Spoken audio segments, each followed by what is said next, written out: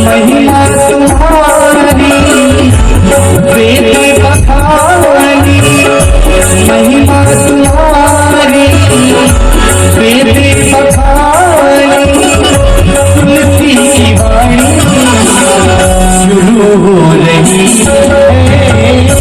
राम कहानी शुरू हो रही है, राम कहानी।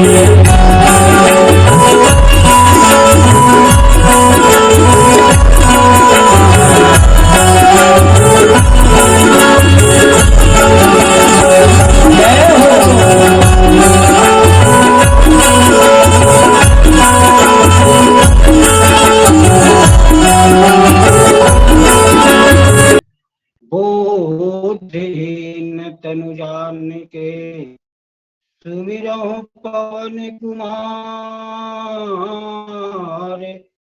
बल बुद्धि विद्या देहु मोहि, हरहु कलेश विकारे। बंदहु राम लखन भय देहि, अजय तुलसी के परम सने।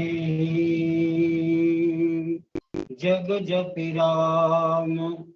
राम जप जही, भरत सरिस को राम सने। जब तक नभ में चंद्र है, और गंगा जमुन में पानी, तब तक जग में अमर रहेगी तुलसी तेरी कहानी। अरे तब तक जग में अमर रहेगी तुलसी तेरी कहानी। लखन सिया राम चंद्र जी की जय, उमापति महादेव की जय, पवन सुत हनुमान की जय। बोलो रे भाई सब संतन की जय। जय जय जय श्री सीताराम की जय। ऑनलाइन श्री राम कथा सत्संग के दिव्य पटल पर नित्य प्रति मानस मंदाकिनी की अविरल धारा को प्रवाहित करने वाले परम आदरणीय परम श्रद्धेय गुरुदेव श्री झाल सिंह पटेल जी और इस दिव्य पटल के माध्यम से पतित पावन भगवान राघवेंद्र सरकार की पावनतम कथा को अपने अंतस में उतारने की जिज्ञासा लेकर के बैठे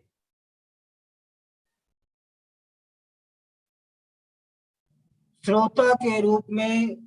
भक्ता समाज, देवी और देवता समाज, आप सभी के श्री चरणों में अकिंचन बालक कोमरे गुरुजी की ओर से सादर प्रणाम निवेदित है, स्वीकार करें। सज्जनों, ऐसा कहा जाता है कि राम अनंत अनंत गुण, अमित कथा विस्तार, सुनि आचरज न मान्य है जिनके विमल विचार। आइए इन्हीं पावन भावों को आत्मर्पित करते हुए त्रुटियों के लिए क्षमा प्रार्थी रहूंगा। ऐसा कहा जाता है कि भगवान राघवेंद्र सरकार जो हैं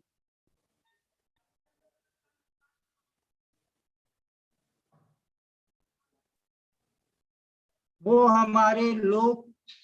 मानस की स्थायी संपत्ति हैं। वे हमारे लोक जीवन में रसे बसे हुए हैं और भगवान राघवेंद्र सरकार जो हैं वो हमारे लोक जीवन के अपराजेय भाव का ही एक नाम है। इसलिए राम कथा को केवल स्मृति के माध्यम से नहीं बल्कि इसे हम वर्तमान के संदर्भ में समझने का प्रयास करें, इसे वर्तमान के संदर्भ में अनुग्रहित करने का प्रयास करें तो निश्चित रूप से ये हमारे जीवन के लिए कल्याणकारी है, मंगलकारी है। आइए आज इस दिव्य पटल के माध्यम से आप सबों के बीच में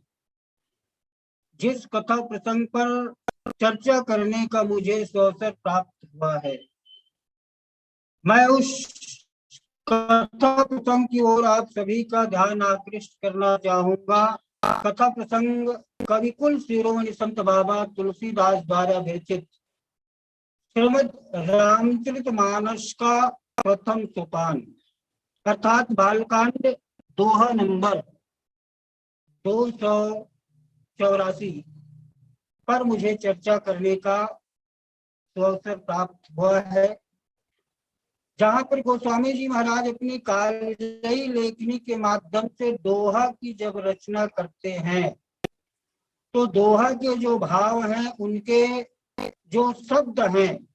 कुछ इस प्रकार से बन पड़े हैं जिन्हें मैं गोस्वामी जी के शब्दों में आप सभी के बीच में रखने का प्रयास करूं तो कुछ यूं कहा जा सकता है कि जाना राम प्रभाव तब पुलक प्रफुल्लित गात अजोरी पानी बोले बचन और हृदय न प्रेम समात लखन सिया राम चंद्र जी की जय। प्रस्तुत पावन प्रसंग में आप सभी का हार्दिक स्वागत है,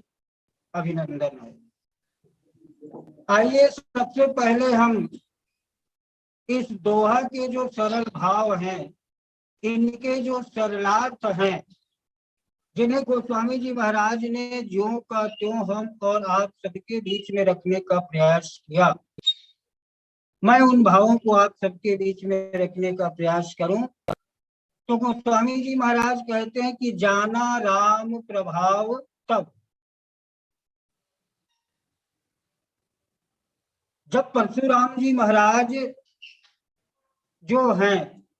भगवान राघवेंद्र सरकार के प्रभाव को जान लिया तो क्या हुआ कि पुलक प्रफुल्लित गात, उनका जो शरीर है पुलकित हो गया, प्रफुल्लित हो गया और जोरी पानी बोले वचन हृदय न प्रेम समात। और तब भगवान परशुराम जो हैं अपने दोनों हाथ को जोड़ करके जोरी पानी बोले वचन हृदय न प्रेम समात, भगवान राघवेंद्र सरकार के समक्ष अपनी बात रखते हैं, कहते हैं और उनका जो प्रेम है, उनका जो अनुराग है वो उनके हृदय में नहीं समा रहा है। ऐसे ये इस दोहे का शाब्दिक भाव है, इस दोहे का सरल अर्थ है। आइए इस दोहा के माध्यम से गोस्वामी जी महाराज हमारे और आपके जीवन में काम आने लायक ऐसी कौन सी बात बताना चाहते हैं, हम उन पर थोड़ा दृष्टिपात या विचार करने का प्रयास करें। तो मानस के प्रेमी सज्जनों, ऐसा कहा जाता है कि भगवान परशुराम जी जो है, भगवान परशुराम जी की गणना भगवान विष्णु के 24 अवतारों में की जाती है। और उनका जो अवतार का उद्देश्य है, उनका इस धराधाम में आने का जो उद्देश्य है वो है समाज को क्षत्रिय जाति के अत्याचार से मुक्त करना। समाज को क्षत्रिय जाति के अत्याचार से, उत्पीड़न से मुक्त करना था। पर एक चीज यहाँ पर ध्यान देने योग्य है, वो ये है कि शासक का कर्तव्य होता है, शासक का ये फर्ज होता है, ये उनका धर्म होता है, ये उनका कर्म होता है कि शासक जो है अपनी प्रजा को संरक्षण प्रदान करे, प्रजा की रक्षा करे, उनकी देखभाल करे। और किंतु वही शासक यदि लुटेरों जैसा व्यवहार करने लगे, लुटेरों जैसा बर्ताव करने लगे, तो फिर समाज की क्या दशा होगी, हम और आप विचार कर सकते हैं। तो जिस समय भगवान परशुराम का इस धराधाम में अवतरण होता है, वो इस धराधाम में आते हैं, तो उस तत्कालीन समय में कहना चाहिए कि तत्कालीन शासकों का जो चरित्र है, तत्कालीन शासकों का जो मनोवृत्ति है, वो इसी प्रकार से कहना चाहिए कि वो ग्रसित था। उनका उद्देश्य केवल अपने स्वार्थ की पूर्ति करना मात्र रह गया था। और अपनी स्वार्थ पूर्ति के चलते कहना चाहिए कि उन्हें अपने राज्य की या अपने प्रजा के सुख दुख के बारे में उनके मन में किसी प्रकार की कोई भावना नहीं थी। वो केवल उनका जो है निजी स्वार्थ जो है, वो निजी स्वार्थ सिद्ध हो जाए, इसी भावना से प्रेरित होकर के तत्कालीन समय के जो शासक रहे हैं, वो शासक जो है अपना मनमानी करने लगे। और यही मनोवृत्ति जो है सारी, जो है उस समय यदा कदा जहां कहीं भी यही मनोवृत्ति वहां के शासकों में देखने को मिलता था। और इसका प्रमाण कहना चाहिए, वो तत्कालीन समय में सहस्त्रार्जुन के जी हम जीवन को झांक करके देखें तो सहस्त्रार्जुन के जीवन से में भी इसी प्रकार की मनोवृत्ति पाई जाती है। जो सहस्त्रार्जुन, जिस सहस्त्रार्जुन के बारे में ऐसा कहा जाता है कि वो जो है ऋषि जमदग्नि के आश्रम में आतिथ्य स्वीकार करने के भाव से जमदग्नि के आश्रम में उनका आगमन होता है और उनका आतिथ्य स्वीकार करते हैं। और आतिथ्य स्वीकार करने के बाद ऋषि जमदग्नि के आश्रम में एक कामधेनु गैया थी। उस कामधेनु गैया को देख करके सहस्त्रार्जुन के मन में उस कामधेनु गैया को प्राप्त करने की प्रबल इच्छा और जिज्ञासा जागृत हो जाती है। और वो जो है ऋषि जमदग्नि से उस कामधेनु गैया को लेना चाहते, प्राप्त करना चाहते हैं। और कहना चाहिए कि जब जमदग्नि ऋषि के द्वारा किसी प्रकार से सहमति प्रदान नहीं की जाती, तब वो सहस्त्रार्जुन जो है बलात् कहना चाहिए जबरदस्ती कामधेनु गैया को ले करके अपने साथ ले करके वो जा रहे थे। और जब इस बात का समाचार, इस बात की जानकारी जमदग्नि पुत्र परशुराम जी को होती है कि शास्त्रार्जुन जो है मेरे पिता के आश्रम से कामधेनु गैया को बलात् जबरदस्ती अपहरण करके छीन करके बलात् स्थिति में ले जा रहे हैं। तो उसके मन में बड़ा भारी परशुराम जी जमदग्नि पुत्र परशुराम के मन में उससे बदला लेने की भावना जागृत होती है और उनसे बदला लेने के लिए सहस्त्रार्जुन के जो 1000 भुजा है उन 1000 भुजाओं का उच्छेद कर दिया जाता है। इस प्रकार से जमदग्नि पुत्र परशुराम जी के द्वारा सहस्त्रार्जुन के द्वारा किए गए अपराध का दंड उसको प्रदान किया जाता है। क्योंकि अपराधी को उसके अपराध की सजा मिल चुकी थी और परशुराम जी भी उनको इस प्रकार से उनको सजा दे करके वापस चले गए। किंतु सहस्त्रार्जुन के मन में बदला की भावना जो है वो घर कर गई थी। बदला की भावना उसके मन में जो है अब तक के बना हुआ था और उसी बदला की भावना को लेकर के सहस्त्रार्जुन जो है फिर से ऋषि जमदग्नि के आश्रम में प्रवेश करते हैं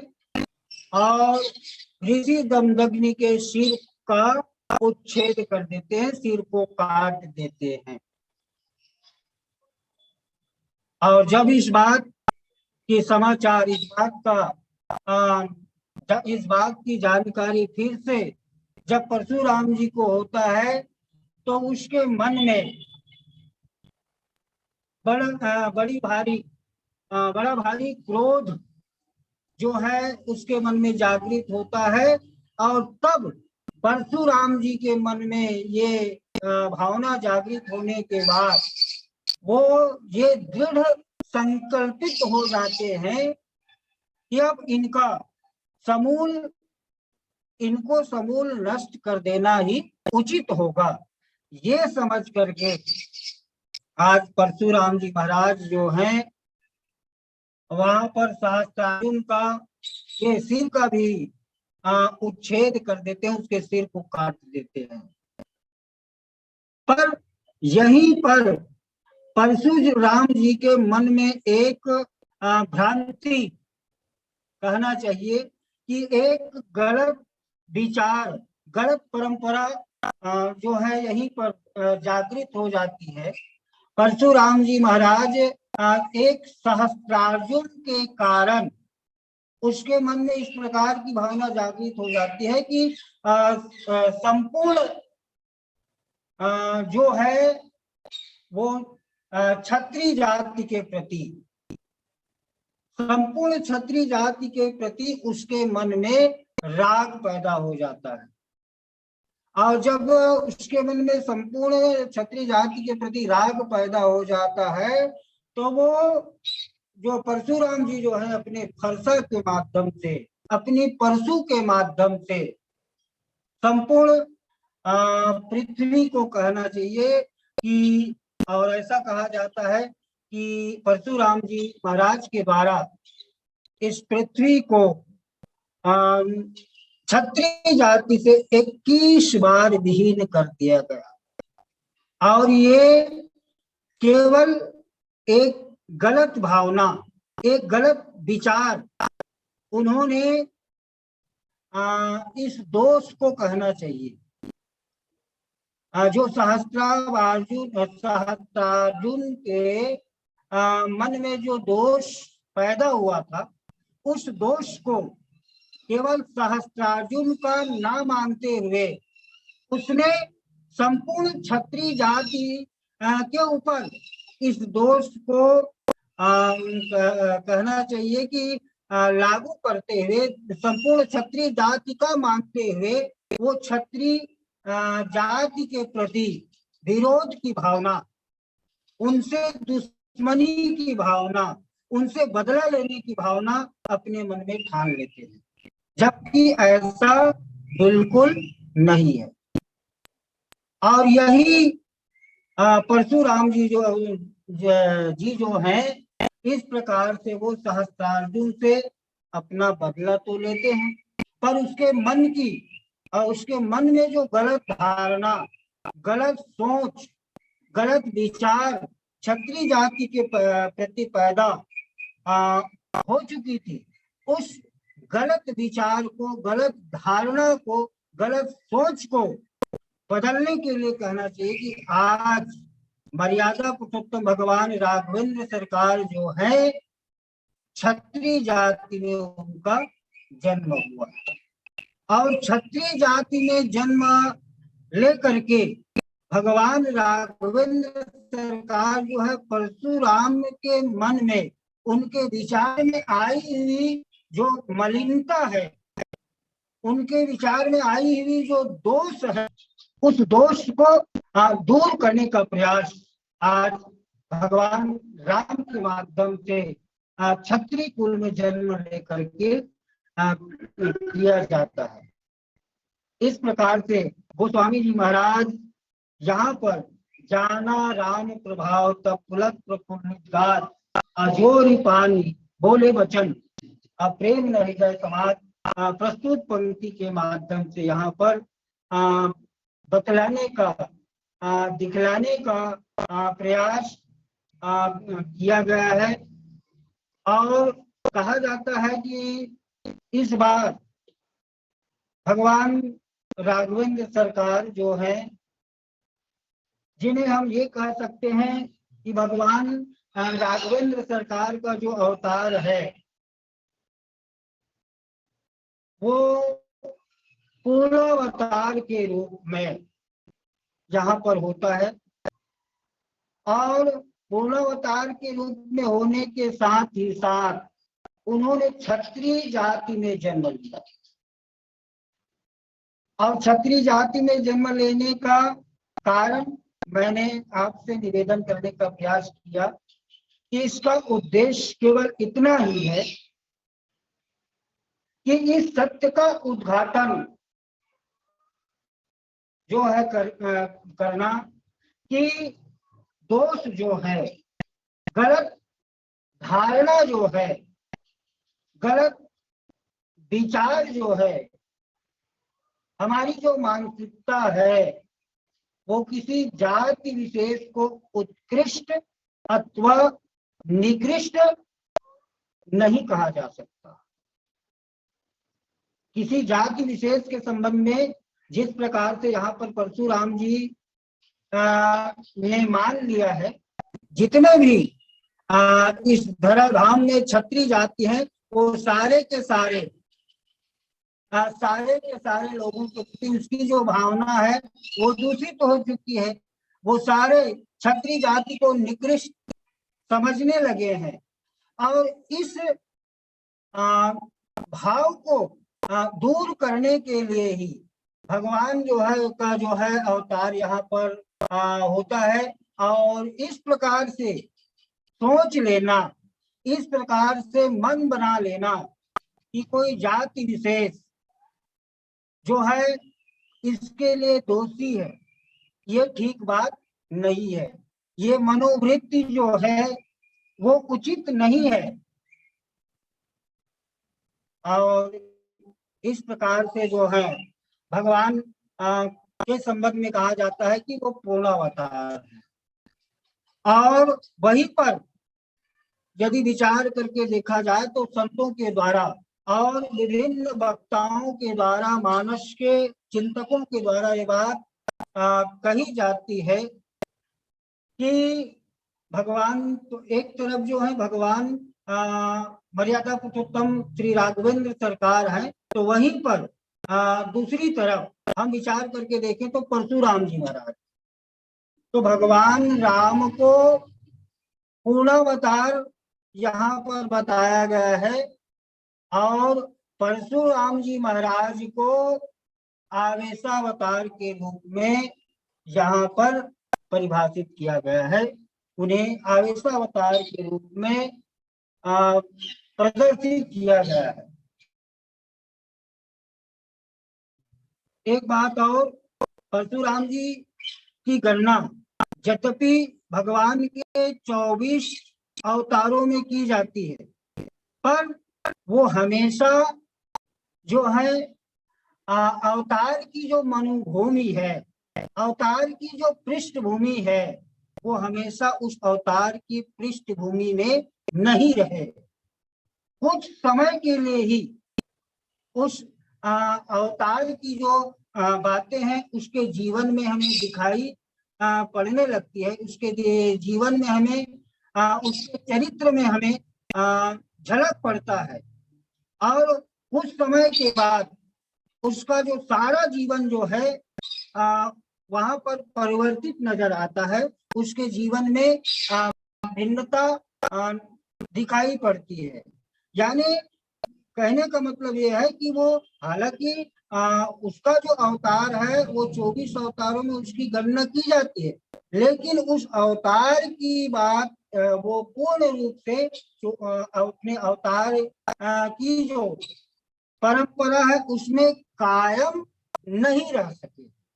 और उसका एकमात्र कारण ये भी है कि सहस्त्रार्जुन के साथ या सहस्त्रार्जुन के प्रति उसके मन में जो भावना जागृत हो गई थी, वो भी एक कारण हो सकता है। लेकिन मर्यादा पुरुषोत्तम राम जो हैं, भगवान प्रभु श्री राम जो है, वो सर्वदा ईश्वर के ही रूप में प्रतिष्ठित रहे हैं। वो ईश्वर के रूप में ही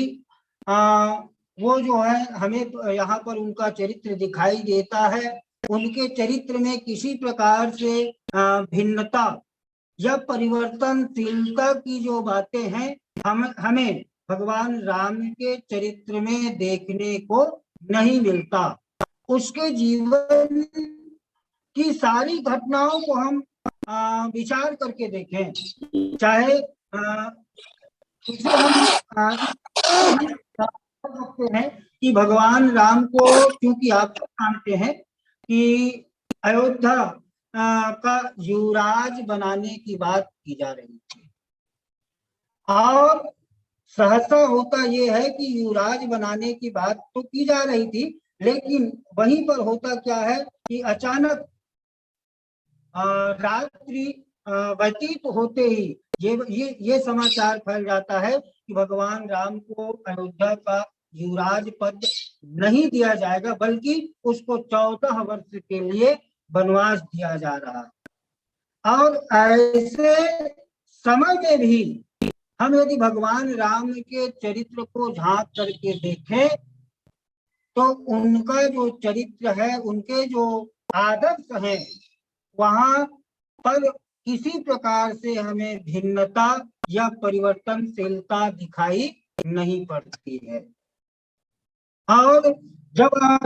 भगवान राम को 14 वर्ष के लिए वनवास दे दिया जाता है, जंगल में माँ भगवती सीता जी का हरण हो जाता है,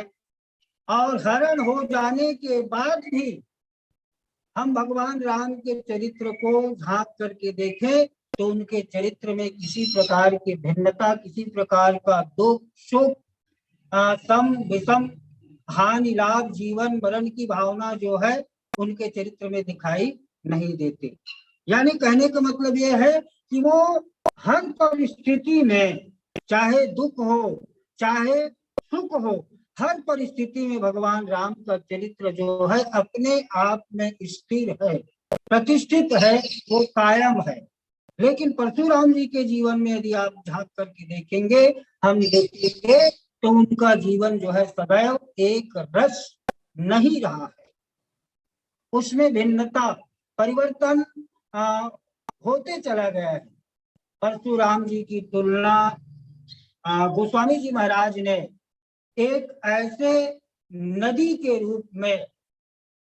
यहाँ पर जो है करते हैं, जो साधारणतया कहना चाहिए तो कहें तो वो जीवनदायिनी है, किंतु बाढ़ के समय विकराल रूप धारण करके वह अपने कुल